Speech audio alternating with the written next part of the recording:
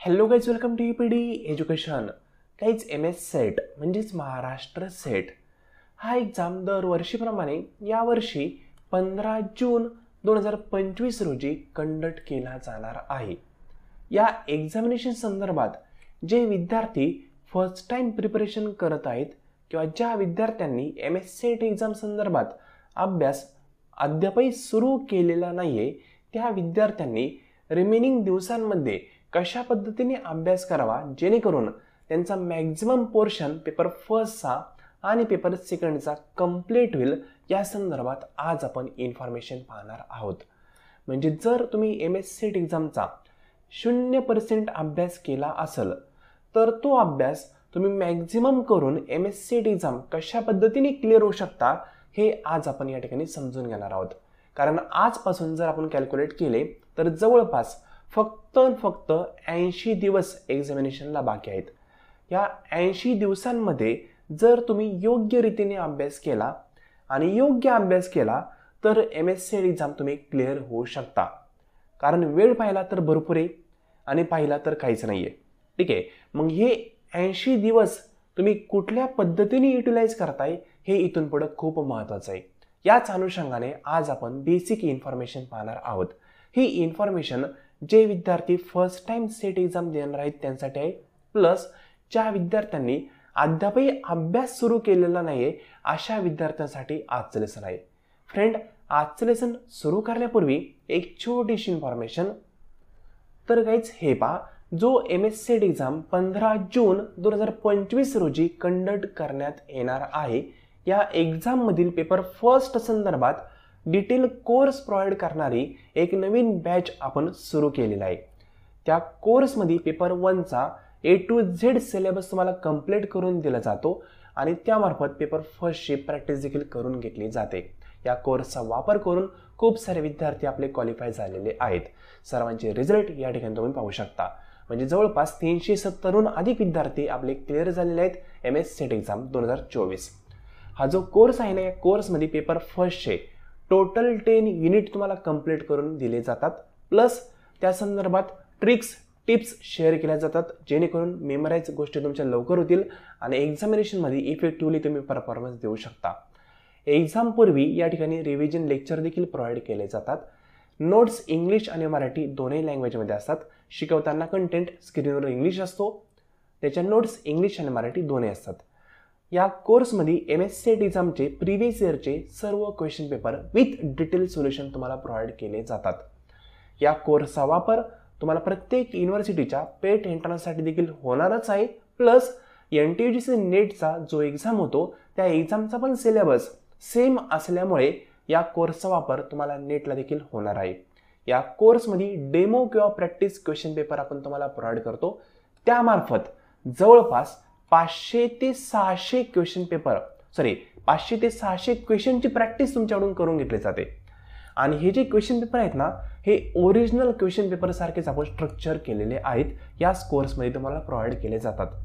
या कोर्समध्ये mock taste, quiz अशा देखील गोष्टी प्रोव्हाइड केल्या जातात. या कोर्सचा ॲक्सेस खूप इझी वेने आपण ठेवलेला आहे. डेली बेसिसवर लेक्चर या ठिकाणी प्रोव्हाइड केले जातात. वेळ भेटेल त्यावेळेस तुम्ही लेक्चर पाहू शकता. जॉब वगैरे ॲडजस्ट करून हे लेक्चर पाहू शकता. या कोर्सची फी 2500 आहे. In case one time payment करणे पॉसिबल नसेल तर मार्च महिन्यामध्ये याला ऑफर आहे. ऑफरमध्ये तुम्ही इन्स्टॉलमेंट मार्फत देखील पैसे पेड करू शकता. म्हणजे 1500 तुम्हाला आत्ता पेड करावे लागतील, त्यानंतर 1050 पुढच्या महिन्यामध्ये. अशा प्रकारे इन्स्टॉलमेंट मार्फत पैसे पेड करून तुम्ही कोर्सचा ॲक्सेस मिळवू शकता. मार्च नंतर इन्स्टॉलमेंट फॅसिलिटी बंद होईल. वन टाईम पेमेंट केल्यानंतरच ॲक्सेस भेटेल. ठीक आहे, तर तुम्हाला कोर्स संदर्भात डिटेलमध्ये इन्फॉर्मेशन हवी असेल तर आपला नंबर आहे 90 11 36 20 82. या नंबरवर व्हॉट्सअपवर मेसेज करा. व्हॉट्सअपवर मेसेज केल्यानंतर तुम्हाला कोर्स संदर्भात पूर्णपणे माहिती प्रोव्हाइड केली जाईल. योग्य वाटलं तर पेमेंट करून तुम्ही कोर्स जॉईन करू शकता. पेपर फर्स्टचं पूर्णपणे प्रिपरेशन या कोर्समार्फत तुमचं करून घेतलं जाईल. सिलेबस कंप्लीट होईल, त्या संदर्भात रिव्हिजन करून घेतले जाईल, त्या संदर्भात MCQs प्रॅक्टिस, मग क्विज मार्फत आणि डेमो क्वेश्चन पेपर मार्फत अशा प्रकारे सर्व गोष्टी प्रोव्हाइड केल्या जातील. ठीक आहे, तर जे विद्यार्थी इंटरेस्टेड आहे त्यांनी या नंबरला मेसेज करायला विसरू नका. सो फ्रेंड, आज आपण MS-CET एक्झाम संदर्भात स्ट्रॅटेजी पाहणार आहोत अशा विद्यार्थ्यांसाठी की ज्या विद्यार्थ्यांनी अद्यापही MS-CET एक्झामचा अभ्यास सुरू केलेला नाही आहे किंवा ज्या विद्यार्थ्यांना एक्झाम फर्स्ट टाइम द्यायचा आहे पण अभ्यास कशा पद्धतीने करावा हे कळत नाही आहे, अशा विद्यार्थ्यांच्या अनुषंगाने ही स्ट्रॅटेजी आहे. ठीक आहे.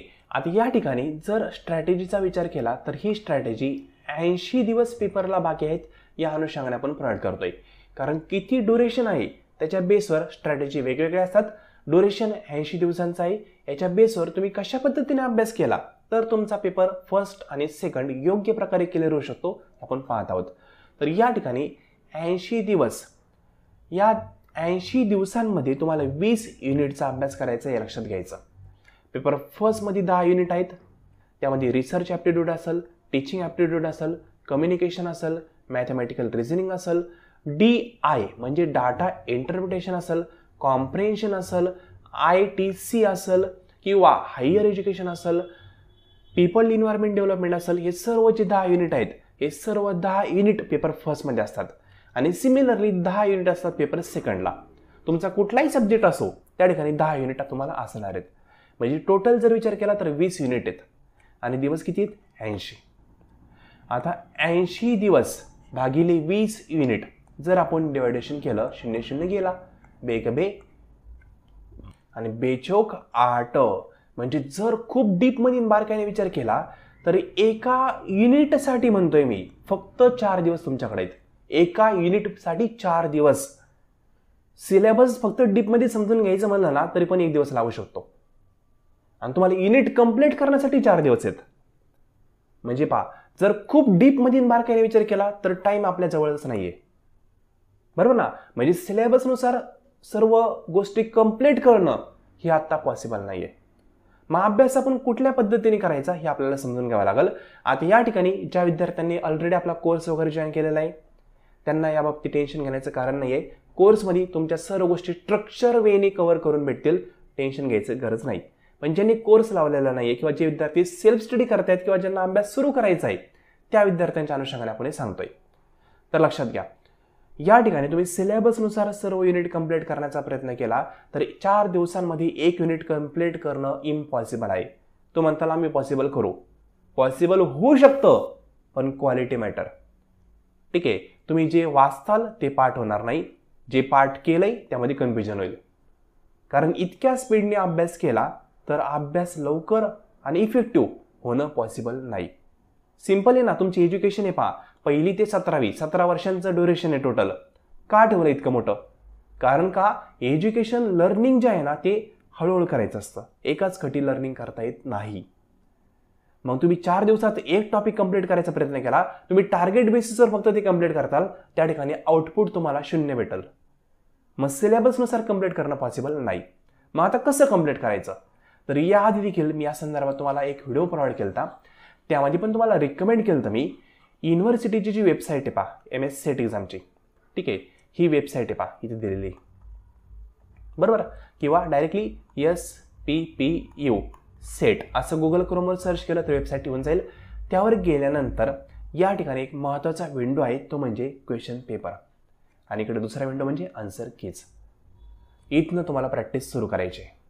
या ठिकाणी तुम्हाला पेपर फर्स्ट ॲज वेल ॲज पेपर सेकंड सर्व क्वेश्चन पेपर अवेलेबल आहेत. या ठिकाणी सर्वांच्या आन्सर की अवेलेबल आहेत. यानुसार तुम्हाला क्वेश्चन डीपमध्ये अभ्यास करायचे आहेत. मग डेली तुम्ही पेपर फर्स्टचे 15 क्वेश्चन, पेपर सेकंडचे 15 क्वेश्चन, असे डेली 30 क्वेश्चन जर डिटेलमध्ये ॲनालिसिस करून कन्सेप्च्युअली समजून क्लिअर केले तर एक्झामपर्यंत खूप मोठा तुमचा अभ्यास होऊ शकतो. अन्यथा सिलेबसनुसार अभ्यास करायला गेले तर आता अभ्यास होणार नाही.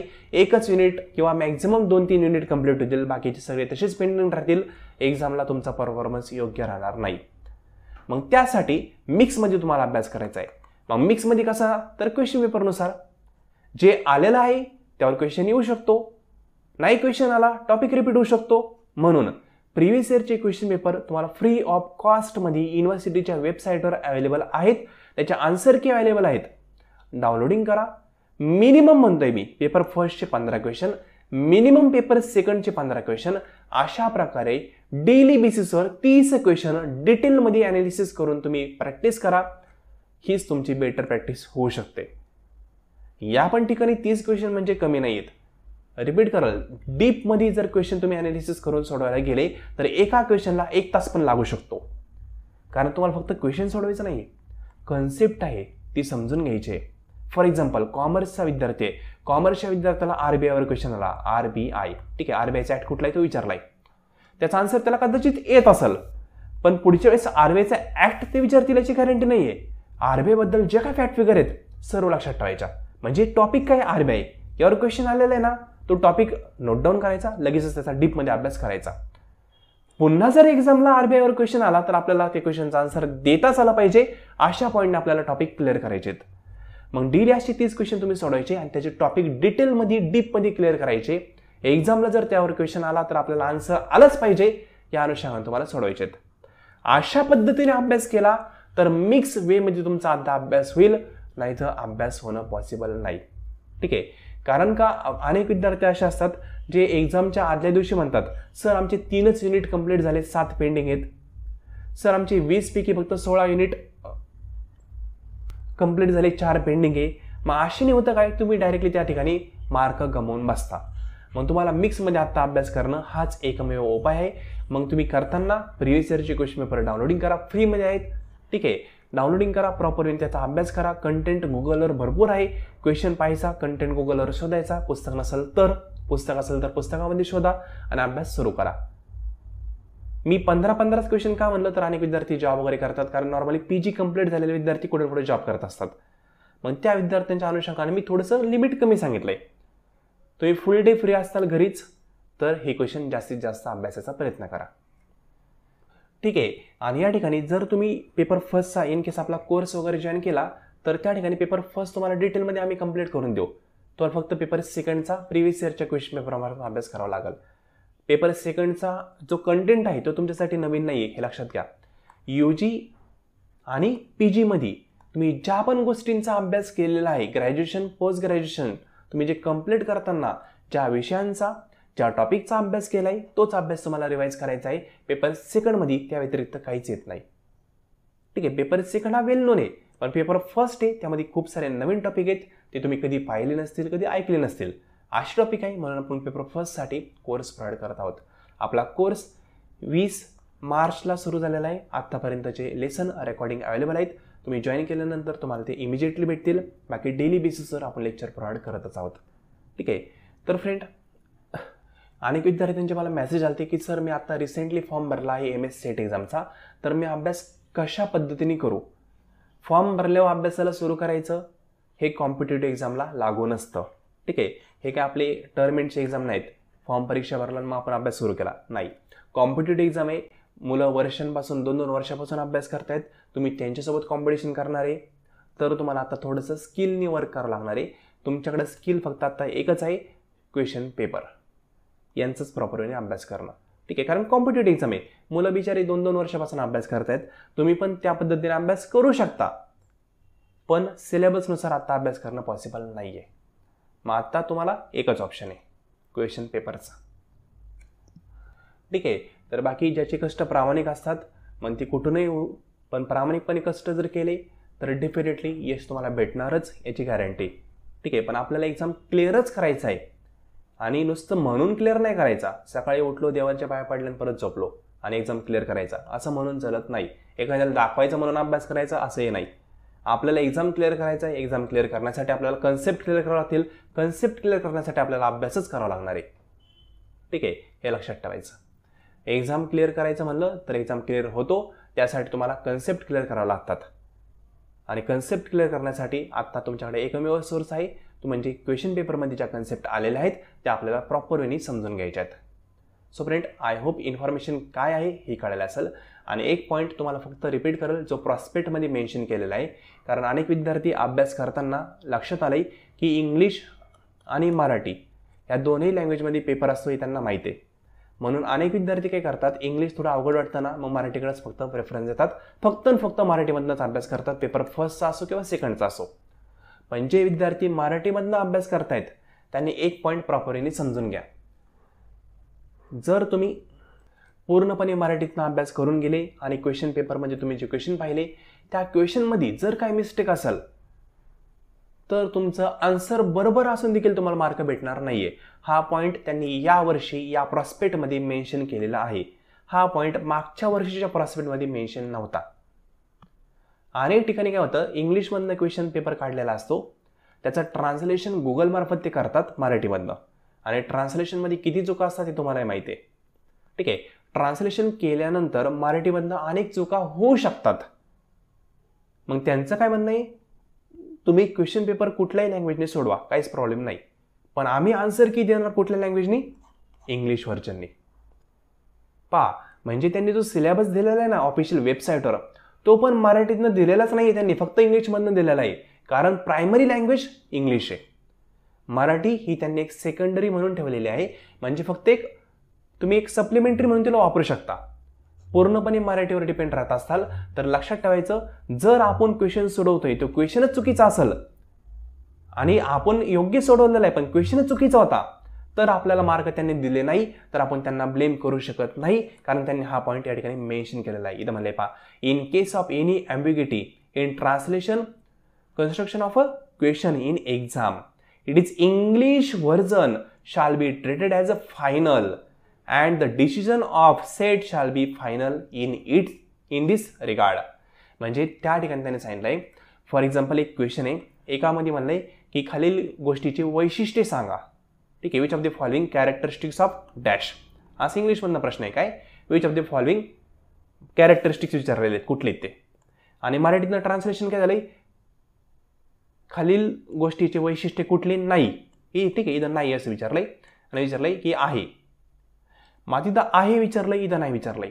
तुम्ही मराठीतनं प्रश्न सोडवला, आन्सर करेक्ट दिलं, पण इंग्लिशमधला क्वेश्चनच वेगळा आहे आणि दोघांचा सिक्वेन्स एकच आहे. इथं 1 नंबरलाचा क्वेश्चन आहे, हा पण 1 नंबरला आहे.